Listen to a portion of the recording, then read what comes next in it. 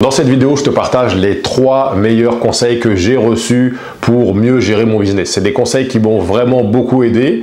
J'espère qu'ils vont t'aider aussi. Si tu trouves que la vidéo t'aide et que tu as appris quelque chose, clique sur like, ça va beaucoup m'aider avec cette chaîne.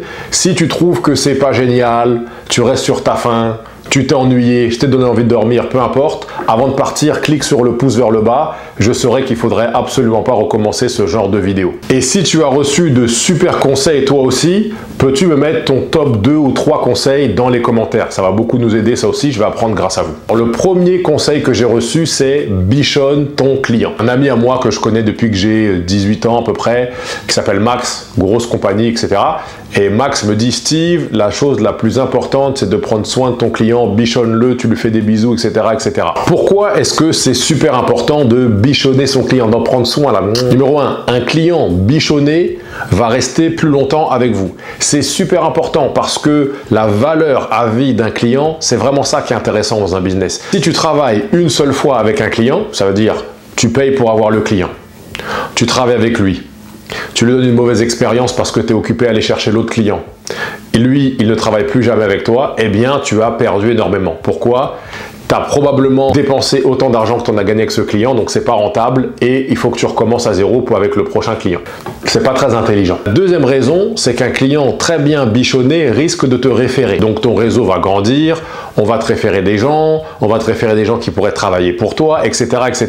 Et la troisième raison, c'est ta réputation. Un client super satisfait va pouvoir te donner des témoignages, va pouvoir te mettre des commentaires sur Google My Business, ce genre de choses-là. Donc très important de bichonner son client. Le conseil suivant est quasiment encore meilleur que le premier. Voilà, ne bouge pas. Un jour, je parlais avec un client au téléphone et je lui dis, bon, écoute, avant toute chose, si je devais savoir une seule chose du business, ce serait quoi? Il m'a dit, s'il y a une seule chose à se rappeler, il faut que tu maîtrises ta trésorerie. En réalité, c'est un conseil en or si tu as une entreprise de service. Pourquoi est-ce que je trouve que c'est un super conseil? C'est parce que il y a deux choses quand il s'agit de flux de trésorerie. Il y a les entrées et il y a les dépenses. Les dépenses, magiquement, il faut les payer de façon régulière, il faut être à l'heure. Si tu n'es pas à l'heure, on va te pénaliser, ce genre de choses-là. Par contre, les entrées, quand on a de mauvais clients, ils mettent du temps à payer.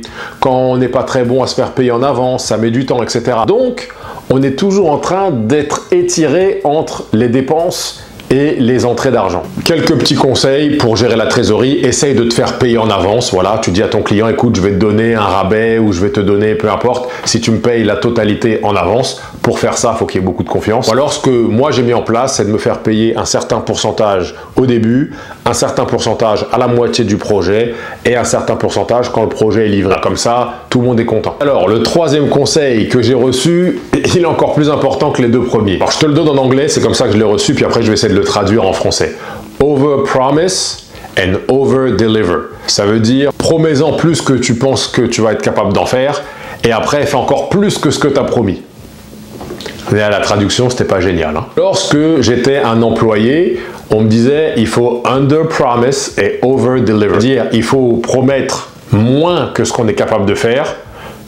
Et comme ça, on fait ce qu'on a dit qu'on allait faire à peu près ou un peu plus, et là, la personne est contente. C'est un petit peu un conseil de fainéant, ça. Ça veut dire, fais semblant d'être nul, puis après, montre que tu es à peu près moyen, et tu vas voir, il va être content. Ah, je pense que c'est mauvais. Je pense que c'est en suivant ce genre de conseils que les Occidentaux commencent à faire, oh, il faut qu'on arrête, il faut qu'on reparte dans l'excellence. Ce que j'essaie de faire dans toutes mes relations, dans le business, dans la vie personnelle, peu importe, c'est de dire que je vais faire un truc de fou. Comme ça, on va me dire, mais il est fou celui-là, c'est pas possible, etc. Quoi? Envoyer une fusée sur la Lune? Mais t'es fou. Et après, j'envoie une fusée sur la Lune et une sur Mars. Et là, le mec, il pète un câble et il dit, waouh, c'est magnifique. Voilà, je pense que c'est ce qu'il faut faire. J'ai eu tellement de chance depuis que j'ai commencé mon parcours entrepreneurial que j'ai eu énormément de conseils dans des livres, avec des mentors, peu importe, des clients, etc. C'est sûr que avec une petite vidéo en 5 minutes, on ne peut pas parler de tous les conseils qu'on a reçus. Mais je suis très curieux. Quels sont les 3 meilleurs conseils que tu as reçus sur le business? Voilà, mets-les dans les commentaires et j'ai hâte de te lire. À très bientôt. Ciao, ciao. Cette vidéo vous est présentée par Digital Marketing Solutions. C'est nous, DMS. On crée des sites web waouh pour les chefs de petites PME.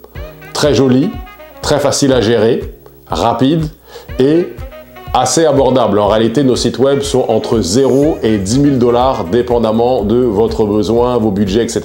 Donc, si vous voulez en savoir plus, vous allez à digitalmarketingsolutions.com. Sinon, vous pouvez aller dans la description de cette vidéo. Il y a un calculateur de prix, donc vous répondez à 2-3 questions et vous allez obtenir rapidement un estimé de notre calculateur. À très bientôt.